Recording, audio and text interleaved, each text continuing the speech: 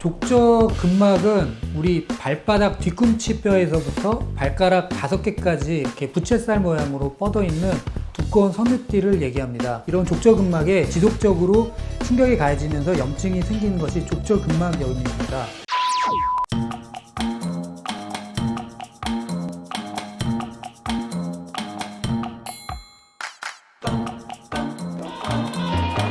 족저근막은 우리 발바닥 뒤꿈치 뼈에서부터 발가락 5개까지 이렇게 부채살 모양으로 뻗어 있는 두꺼운 섬유띠를 얘기합니다. 우리가 보통 보행할 때는 체중의 3배 정도가 발바닥에 실린다고 하고, 뛸 때는 8배 정도, 그리고 마라톤과 같은 그 격한 운동을 하게 되면 1시간 동안에 한 5,000톤 정도의 체중이 발바닥에 실린다고 합니다. 따라서 이런 하중 부담을 줄이기 위해서 우리 발바닥은 평평한 모양이 아니고 아치 모양을 띠고 있는데요. 이 아치를 유지시켜주는 것이 족저근막입니다. 그래서 족저근막은 지면과 발바닥의 충격이 관절로 바로 가는 것을 막아주는 완충작용, 스프링작용 하는 게 족저근막입니다. 이런 족저근막에 지속적으로 충격이 가해지면서 염증이 생기는 것이 족저근막염입니다. 족저근막염의 전형적인 증상은 아침에 첫발 디딜 때 통증이 느껴지는 것입니다. 이것은 밤사이 수축이 되어 있던 족저근막이 스트레칭이 되면서 통증을 유발하는 것인데요. 또 움직이다 보면 통증은 점점 없어집니다. 이것은 달리 말하면 가만히 있다가 동작을 바꿀 때 그때 통증이 생기고, 좀 움직이면 통증이 점점 적어지는 그런 증상 패턴이 있습니다. 족저근막염에서 통증이 주로 생기는 부위는 발 뒤꿈치가 되는데, 간혹 발바닥 앞쪽이나 아니면 발바닥의 정중한 부위에도 통증이 생기기도 합니다. 그래서 족저근막은 보통 평발이 있거나 아니면 첨족처럼 발이 뾰족한 분들한테 많이 생긴다고 하는데, 우리 일상생활 습관과도 밀접한 관련이 있습니다. 오래 서 있는다거나 아니면 마라톤과 같은 그런 운동을 한다거나, 또 플랫 슈즈가 있죠. 이렇게 밑창이 얇고 평평한 그런 신발을 오래 신고 있다거나 이럴 때 족저근막염이 생길 수가 있고, 또 흔히들 이제 하이힐병이라고 얘기를 하는데요.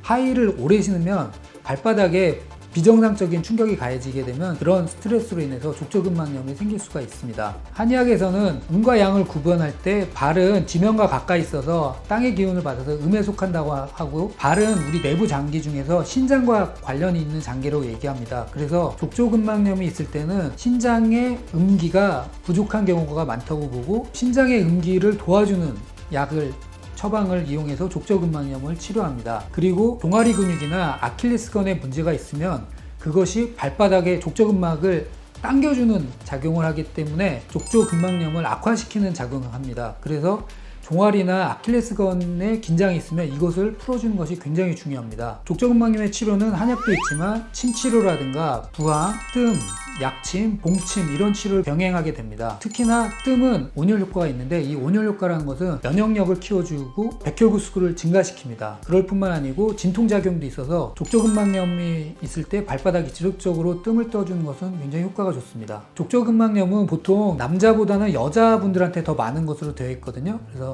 30대에서 50대 사이 여자분들한테 많이 생기는데, 여자분들이 50대가 넘어가면 호르몬 변화가 생기면서 발밑 지방층이 얇아집니다. 그렇게 되면서 족저근막염이 좀 더 많이 생기는 그런 경향이 있고, 남자분들 같은 경우는 30대까지가 족저근막염이 많이 생기는데, 이것은 축구나 달리기, 농구 이런 약간 격렬한 운동을 많이 하는 시기엔 족저근막염이 많이 생기는 것으로 판단이 됩니다. 족저근막염은 치료도 시간이 좀 많이 걸리는데요. 제가 이제 솔직하게 말씀을 드리면 치료가 다 잘 된 거는 아닙니다. 치료가 잘 되는 분들은 굉장히 잘 돼서 정말 한 달 정도 치료하면 많이 좋아지시는데, 또 치료가 어려운 분들은 반응이 잘 없는 분들도 있기는 합니다. 그래서 일단은 치료를 해봐야지 알 수가 있는데, 치료가 되는 분들은 보통 한 달에서 한 달 반 이 정도 사이 좀 치료하면 많이 좋아지는 것 같습니다.